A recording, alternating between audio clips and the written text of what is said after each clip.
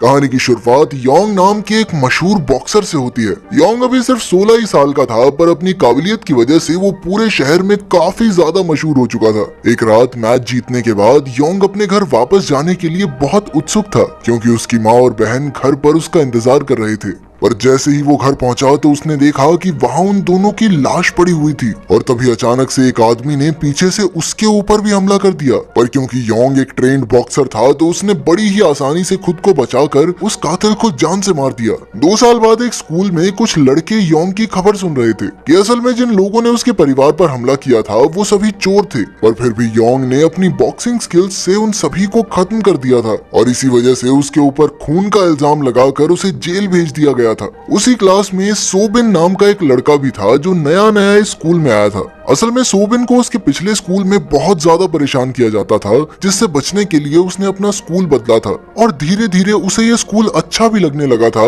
पर तभी teacher class में टोनी नाम के एक नए लड़के को लेकर आई। टोनी भी एक बॉक्सर था, और वो सोबिन के पिछले स्कूल में उसे बहुत ज्यादा परेशान करता था, इसलिए उसे अपने सामने देखते ही सोबिन बहुत ज्यादा डर गया। टीचर के क्लास से जाते ही टोनी ने अपना दबदबा बनाने के लिए कुछ बच्चों को बिना वजह ही पीटना शुरू कर दिया, जिसके बाद वो सोबिन को पीटने के लिए उसके पास आया। सोबिन टोनी के सामने कुछ नहीं बोल पाया, इसलिए उसके एक दोस्त ने बीच में आकर उसे बचाने की कोशिश की, पर टोनी ने तो उस लड़की को भी धक्का देकर थप्पड़ मारने के लिए अपना हाथ उठाया। पर तभी सोबिन ने जिंदगी में पहली बार टोनी को रोकने की हिम्मत की, पर उसकी ये हिम्मत देखकर तो टोनी को और गुस्सा आ गया। उसने सोच लिया कि इसे तो अच्छे से पीटूंगा। इधर अपने बचाव के लिए सोबिन ने एक पेन उठा लिया, पर इसे देखकर टोनी रुकने वाला नहीं था। उसने बार बार सोबिन को पेन इस्तेमाल करने के लिए बोलना शुरू कर दिया, मारना मारना साले कमजोर, मारना। और अपने आप को टोनी की पकड़ में देखकर सोबिन ने बिना कुछ सोचे वो पेन उसकी आंख में मार दिया। इसके बाद उसके ऊपर अटेम्प्ट टू मर्डर का इल्जाम लगाया गया,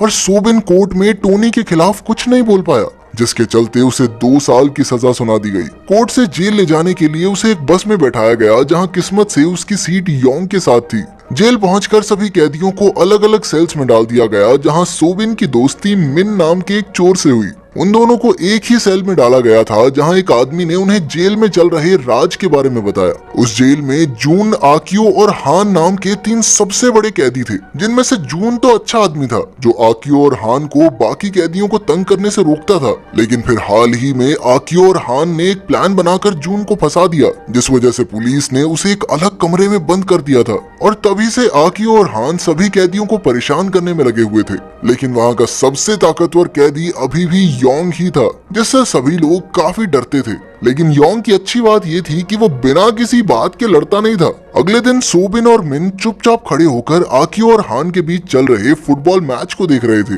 पर तभी 2 खिलाड़ियों को चोट लग गई, जिसके बाद हान ने सोबिन और मिन को अपने साथ खेलने के लिए बुलाया, जिसके लिए वो दोनों ही चुपचाप मान गए। पर सोबिन को फुटबॉल ज्यादा अच्छे से खेलनी नहीं आती थी, जिस वजह से हान की टीम हार रही थी, और वो किसी भी हाल में इस हार के लिए जिम्मेदारी लेने वाला तो था नहीं। इसलिए उसने आंख बंद करके बॉल को लात मार दी, पर गलती से वो लात सीधा आकियो की टांगों के बीच में जाकर लगी, जिसके बाद गहने फूटने की वजह से दर्द के मारे आकियो जमीन पर गिर गया। वो बहुत ज्यादा गुस्से में था, और इसलिए उसके लोगों ने सोबिन को खींचकर अपने सेल में ले जाना शुरू कर दिया। वहीं दूसरी ओर सोबिन बहुत ज्यादा डरा हुआ था, और उसे अपने पिछले स्कूल में किए हुए टॉर्चर की यादें आ रही थी, जिस वजह से वो उन लोगों से रहम की भीख मांगने लग गया। लेकिन उनके ऊपर इसका कोई असर नहीं हुआ। पर तभी उन लोगों की नजर पास से ही गुजर रहे योंग पर पड़ी, जिसे देखते ही उन्होंने ऐसा बर्ताव किया मानो वो सोबिन के दोस्त ही थे। और उनके इस बर्ताव को देखकर सोबिन समझ गया कि जेल में सभी लोग योंग से डरते हैं, और अपने आप को बचाने के लिए वो तुरंत ही योंग की तरफ भागा।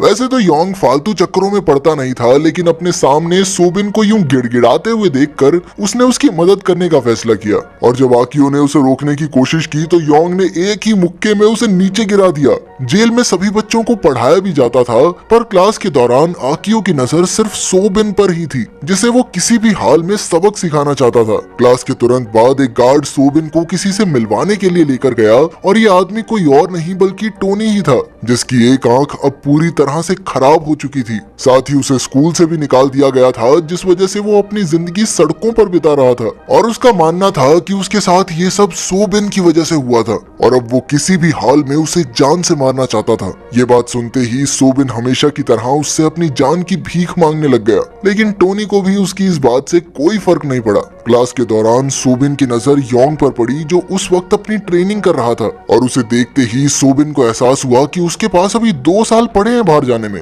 और अगर वो अच्छे से बॉक्सिंग सीख जाए तो अपनी जान बचा सकता है। इसके बाद वो तुरंत ही योंग को अपना ट्रेनर बनाने के लिए चला गया, जिसके लिए पहले तो योंग ने साफ इनकार कर दिया, क्योंकि उसे लगता था कि शायद सोबिन अपनी काबिलियत का गलत फायदा उठाएगा। पर जब सोबिन ने उसे अपने साथ हुए बर्ताव के बारे में बताया तो योंग को विश्वास हो गया कि वो कभी भी गलत रास्ते पर नहीं चलेगा, और इसलिए उसने सोबिन की मदद करने के बारे में सोचा। पर योंग को अपना ट्रेनर बनाने के लिए सोबिन को एक टेस्ट पास करना होगा, जिसमें उसे 40 मिनट में ग्राउंड के 100 चक्कर लगाने थे, और ये टेस्ट पास करने के बाद ही योंग उसे ट्रेनिंग देने वाला था। ये ट्रेनिंग सोबिन के लिए बहुत ज्यादा मायने रखती थी, इसलिए उसने बिना रुके ग्राउंड के चक्कर मारना शुरू कर दिया, और भागते हुए उसकी आंखों के सामने सिर्फ अपने साथ हुए बुरे बर्ताव की तस्वीरें चल रही थी, और इसलिए वो मरने को तैयार था, लेकिन रुकने के लिए नहीं। आखिर के कुछ राउंड्स तक सोबिन पूरी तरह से थक चुका था, इसलिए योंग ने उसे रुकने के लिए कहा, पर सोबिन अपना टेस्ट पास करने का मन बना चुका था, और वो पूरे 100 राउंड्स होने के बाद ही रुका। तब तक वो इतना ज्यादा थक चुका था कि वो जमीन पर बेहोश होने ही वाला था, पर तभी योंग ने उसे पकड़ लिया। उसकी हालत को देखकर योंग समझ गया कि उसके लिए बॉक्सिंग सीखना कितना जरूरी था, और उसकी मदद करने के लिए उसने सबसे पहले जेलर से कहकर सोबिन को अपने कमरे में शिफ्ट करवा लिया। असल में जेलर भी योंग का फैन था, और वो जानता था कि योंग बुरा इंसान नहीं है, इसलिए उसने तुरंत ही सोबिन को योंग के कमरे में शिफ्ट कर दिया। अगले दिन से ही योंग ने सोबिन को ट्रेन करना शुरू कर दिया, पर सोबिन की कमजोर हालत को देखकर वो समझ गया कि उसे सोबिन पर बहुत ज्यादा मेहनत करनी पड़ेगी। उधर आकियो भी अपना बदला लेने के लिए तैयारी कर रहा था, पर तभी उसके साथियों ने उसे मिन के बारे में याद दिलाया, जो उस दिन सोबिन के साथ था, और वो लोग शायद मिन की मदद से सोबिन को योंग से अलग कर सकते हैं। उधर ट्रेनिंग के दौरान सोबिन काफी ज्यादा थक गया था और अब वो आराम करना चाहता था, पर तभी योंग ने उसे याद दिलाया कि वो ऐसे बर्ताव के साथ कभी भी बॉक्सिंग नहीं सीख सकता। उसकी ये बात सुनते ही सोबिन दोबारा से एक्सरसाइज करने में जुट गया। वो अगले कुछ दिनों तक ऐसे ही लगातार मेहनत करता रहा, और धीरे धीरे उसके शरीर में बदलाव आने लग गया। इसी बीच सोबिन और योंग के बीच एक अच्छी दोस्ती भी हो गई थी। वहीं बाहर टोनी ने एक एक करके शहर के सभी गुंडों से लड़ना शुरू कर दिया, और एक दिन ऐसी ही लड़ाई के दौरान एक बहुत बड़ी गैंगस्टर की नजर उस पर पड़ी, जिसने उसकी काबिलियत को देखते हुए उसे अपने लिए काम करने को कहा। पर टोनी इस चीज के लिए तैयार नहीं था, और इसीलिए उसने उस गैंगस्टर की बेइज्जती कर दी, जिसके जवाब में गैंगस्टर ने उसे एक ही थप्पड़ में नीचे गिरा दिया, और फिर उसने टोनी को उसका ऑफर मानने का एक आखिरी मौका दिया। टोनी को पैसों की सख्त जरूरत थी, और इसीलिए वो उस गैंगस्टर के लिए काम करने को राजी हो ही गया। उधर जेल में लंच के टाइम मिन ने सोबिन को बताया कि कुछ ही दिनों बाद योंग को बड़े लोगों की जेल में भेज दिया जाएगा, जिसके बाद सोबिन को आकियो से बचाने वाला कोई नहीं होगा। ये बात सुनते ही सोबिन काफी निराश हो गया, क्योंकि योंग ने उसे इस बारे में कुछ भी नहीं बताया था, और इसलिए वो तुरंत ही योंग से बात करने के लिए चला गया। पर योंग ने उसे समझाया कि कभी ना कभी तो उसे खुद के लिए लड़ना ही पड़ेगा ना, और वो समय जल्द ही आने वाला है। तो उसकी बात मानकर सोबिन दोबारा से ट्रेनिंग में लग गया। उधर आकियो के आदमी मिन को तंग कर रहे थे, पर तभी सोबिन वहां पहुंच गया, और जब उन्होंने सोबिन को धमकाने की कोशिश की तो उसने अपनी बॉक्सिंग स्किल्स से उन्हें पीट दिया। जैसे ही ये बात आकियो तक पहुंची तो उसने उन दोनों लड़कों से कहा कि जल्दी जाकर उसे मेरे पास लेकर आओ। पर अब वो दोनों सोबिन की मार से इतना डर रहे थे कि उन्होंने सोबिन के पास जाकर उससे मदद करने के लिए कहा, जिसके बाद वो चुपचाप खुद ही आकियो से मिलने के लिए पहुंच गया, जहां उसने सबसे पहले आकियो से अपनी गलती के लिए माफी मांगी। पर आकियो को इस बात से कोई फर्क नहीं पड़ता था, और उसने तुरंत ही सोबिन पर हमला कर दिया। पर अब ये पहले वाला सोबिन नहीं रहा था, उसने भी अपने बचाव में आकियो से लड़ना शुरू कर दिया। पर आकियो अभी भी उससे ज्यादा ताकतवर था, और उसने अपनी पूरी जान लगाकर सोबिन को जमीन पर गिरा दिया, जिसके बाद सबको लग रहा था कि ये लड़ाई बस यहीं खत्म हो गई। पर तभी अचानक से सोबिन एक बार फिर से खड़ा हो गया। इस बार उसने आकियो को जो पीटना शुरू किया, और वो उसे तब तक पीटता रहा जब तक योंग ने उसे रोका नहीं, जिसके बाद वो दोनों चुपचाप वहां से चले गए। उधर शहर में टोनी का डर काफी तेजी से बढ़ रहा था, और वो दिन प दिन और खतरनाक बनता जा रहा था। उधर योंग के साथ अपनी आखिरी ट्रेनिंग के दौरान सोबिन ने लगभग उसके चेहरे पर एक मुक्का मार ही दिया था, लेकिन इसी के साथ उन दोनों का साथ भी खत्म हो गया, क्योंकि उसी दिन योंग को दूसरी जेल में भेजा जाना था। जाने से पहले योंग ने उसे हमेशा मेहनत करते रहने को कहा। योंग की जेल से निकलते ही जून को भी आजाद कर दिया गया, जिसका मतलब ये था कि अब जेल में कोई किसी को परेशान नहीं करने वाला था।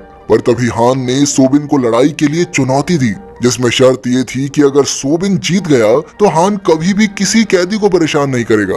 और इस लड़ाई के लिए उन्होंने 5 दिन बाद मिलने का फैसला किया। इसी बीच टोनी दोबारा से सोबिन से मिलने आया, क्योंकि जेल के बाहर तक सोबिन की ट्रेनिंग के चर्चे चल रहे थे। लेकिन वो डरने की बजाय काफी खुश था, क्योंकि अब उनकी लड़ाई टक्कर की होने वाली थी। कुछ दिनों बाद मैच के दौरान हान और सोबिन एक दूसरे को कांटे की टक्कर दे रहे थे, और सोबिन की कड़ी मेहनत के सामने हान भी ज्यादा देर टिक नहीं पाया और अपनी हार मानते हुए उसने अपने वादे को पूरा करने का फैसला किया। उस दिन के बाद से जेल में कभी भी किसी को परेशान नहीं किया गया, और धीरे धीरे सभी लीडर एक दूसरे के काफी अच्छे दोस्त भी बन गए। कुछ इसी तरह सोबिन की कैद के 2 साल भी बीत गए, और जेल के बाहर निकलते ही उसका सामना टोनी से हुआ, जिसने बिना कुछ बोले ही उससे लड़ना शुरू कर दिया। उनकी लड़ाई के दौरान हमने देखा कि वो दोनों ही इतने फुर्तीले थे कि वो एक दूसरे को एक मुक्का भी नहीं मार पा रहे थे। पर थोड़ी देर बाद टोनी ने ठीक पहले की तरह सोबिन को पीटना शुरू कर दिया, पर तभी जमीन पर पड़े सोबिन की आंखों के सामने योंग का चेहरा आया। वो फिर से उठ खड़ा हुआ और लड़ना शुरू कर दिया, और इस बार उसने योंग की बताई हुई एक खास टेक्निक का इस्तेमाल करके ऐसा मुक्का मारा जिससे टोनी चाहकर भी खड़ा नहीं हो पाया। टोनी को हराने के बाद सोबिन चुपचाप वहां से चला गया। दूर होने के बावजूद भी उसकी और योंग की दोस्ती अब भी बरकरार थी।